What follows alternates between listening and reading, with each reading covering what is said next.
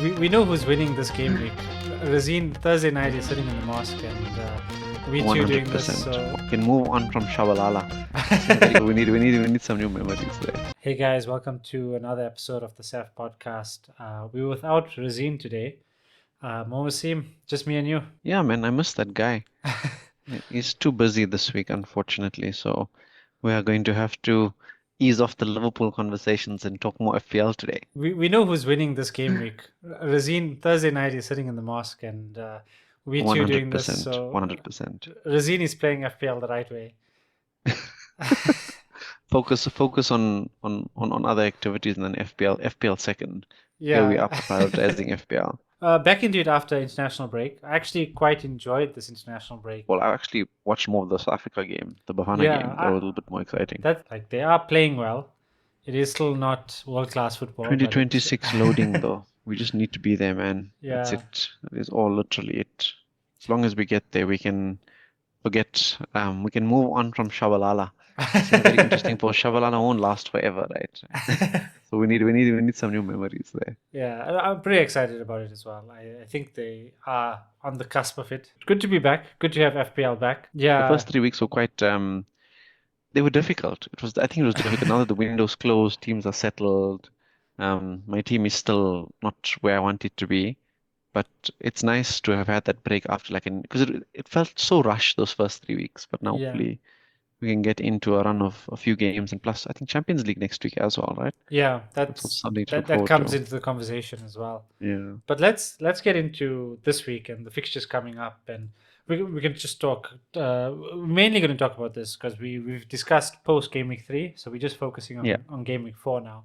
And to start the weekend off, Saturday lunchtime kickoff, Arsenal vs Forest. Ange back in the Premier League, away to Arsenal.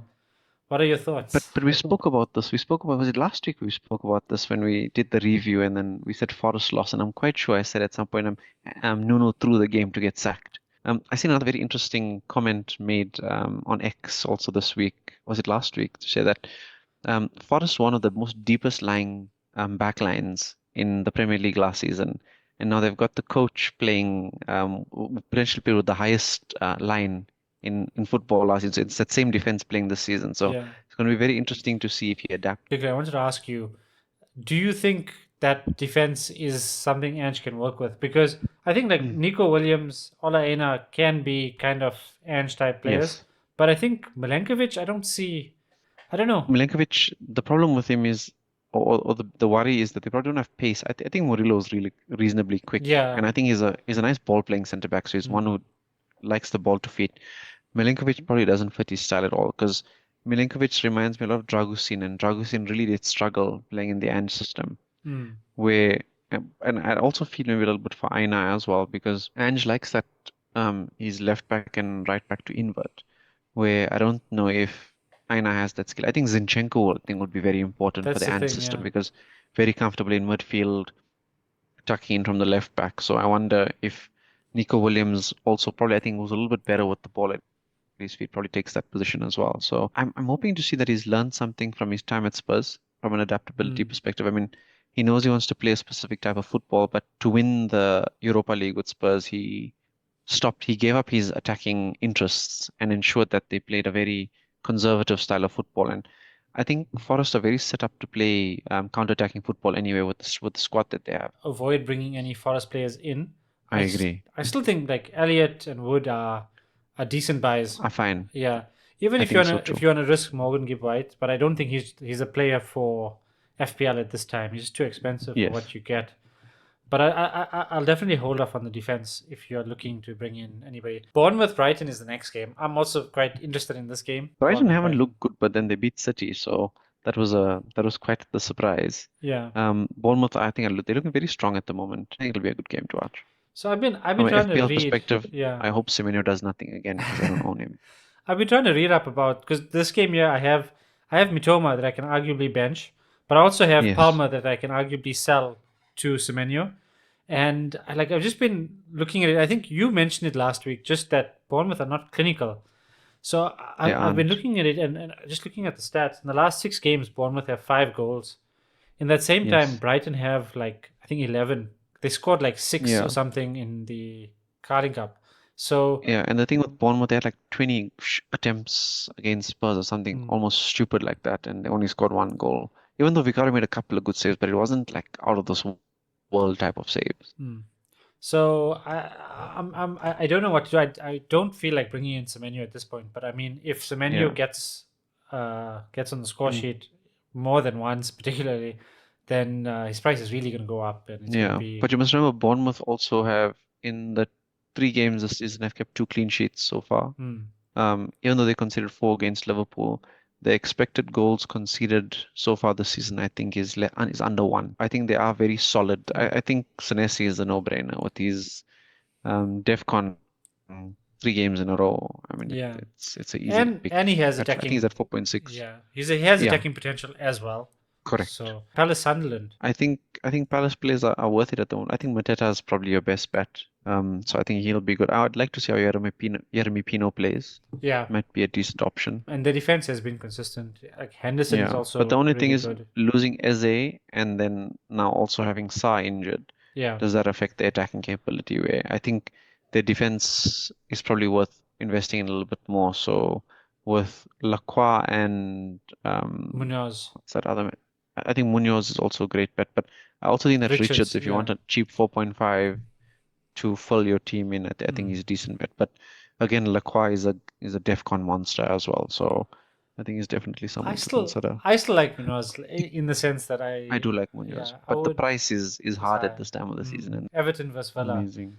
So is this the time Villa bounce back? I don't think so, but because Everton are at home and Everton look great at It feels home. like that's something Rosine would have said. So I'm hoping Villa bounce back. I've still got Rodgers and Watkins in my team. Oof, oof. So I need Villa to do something this weekend. But Everton also have looked very solid, very, very solid. And I'm actually Particularly, plotting some of their midfielders at the moment. who would you look at right now? Njai, Grealish, and Dewsbury Hall. But I think Njai is number 1 because he's on pen. So Yeah. Next game, Fulham versus Leeds. it's a game I have absolutely zero interest in. Yeah. But do you still have Anderson in your team? I still have Anderson, and I am starting him. I Okay. think it's a good I enough think fixture you to must, start. yeah, because I don't think Leeds have a lot of goals in them. The next game is Newcastle versus Wolves. I'm really hoping Eddie Howe just goes old school 4-4-2, man. I think Wolves might be able to cause an upset there, but I mean they haven't looked great this They haven't looked season so great. far. Evening game at 6:30 is West Ham versus Spurs. Very interested to see how Spurs line up, just based on Yes. how many players they brought in, how they're going to line up. I'm also So, concerned because I have 3. but which 3? You got 2 defenders.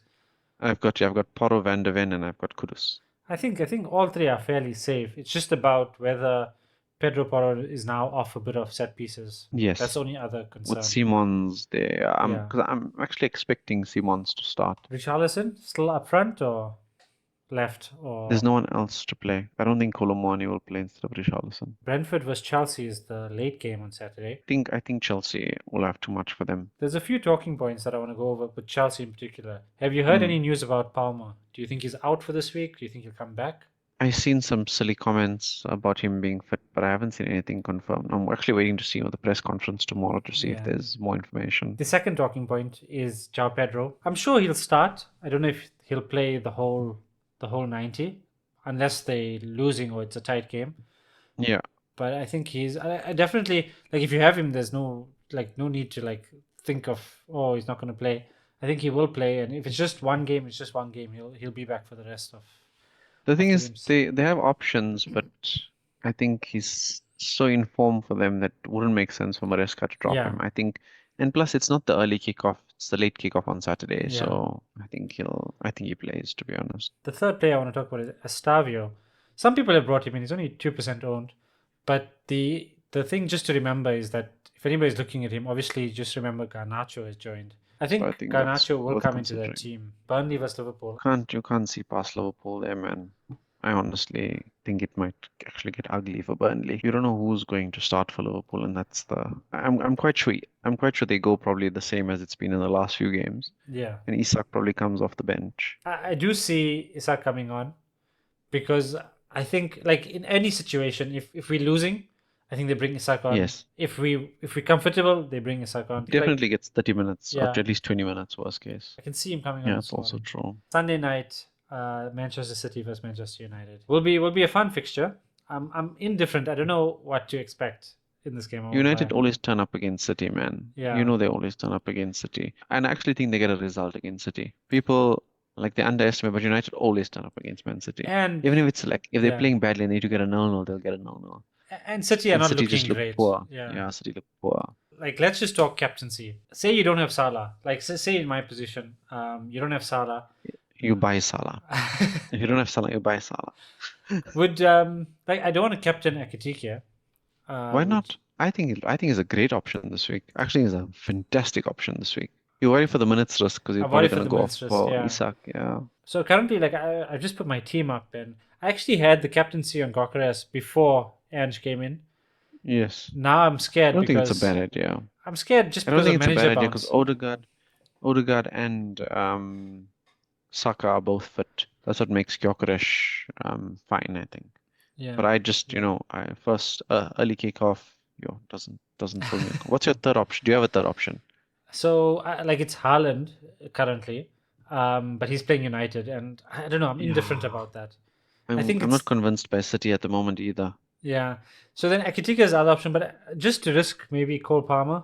But I'm scared, like, if he's on the bench, then he comes on, and then that's even worse. Yeah, I think Haaland's a safe-ish option for this week because I feel like if City score a goal, it's probably going to be him. Are you considering rolling this week then?